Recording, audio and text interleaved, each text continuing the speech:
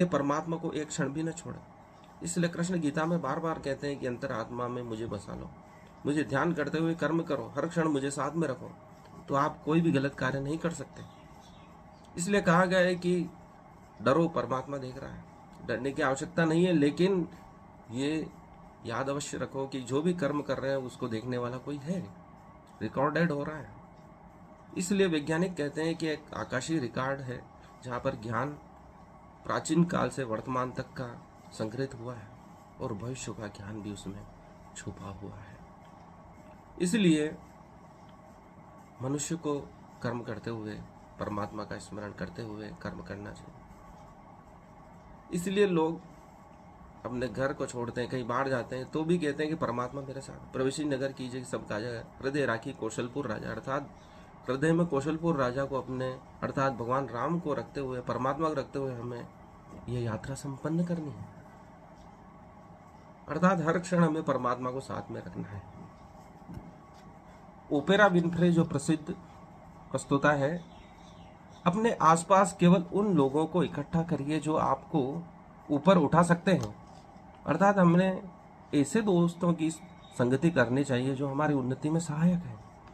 ऐसे लोगों से दूर रहना चाहिए जो हमारी उन्नति में बाधक है या हमारा पतन कर सकते हैं। अर्जुन ने यही किया, उन्होंने कृष्ण का साथ लिया, कृष्ण को चुना।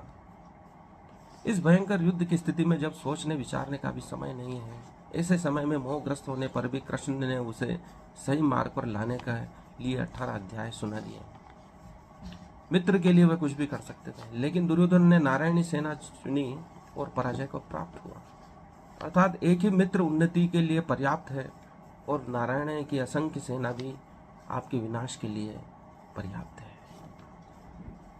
एक सही मित्र आपकी उन्नति कर सकता है, आपकी रक्षा कर सकता है, और नारायण सेना जो लाखों में थी, करोड़ों में थी, वह आपके विनाश को नहीं रोक सकती है।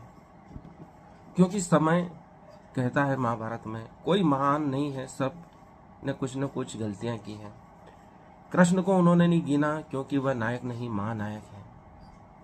कृष्ण की कोई लिमिट नहीं है, उनकी कोई सीमा नहीं है। वह गोपियों के साथ अलग व्यवहार करते हैं, शत्रुओं के साथ अलग व्यवहार करते हैं। अर्जुन के लिए गुरु के रूप में प्रस्तुत हुए।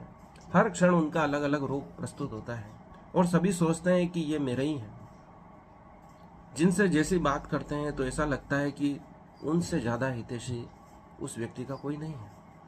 गोपियों के लिए वह सर्वश्रेष्ठ प्रेमी है, माता पिता के लिए वह सर्वश्रेष्ठ पुत्र है। उनकी बाल लीला सुनने के बाद, देखने के बाद और किसी की बाल लीला पसंद नहीं आती है।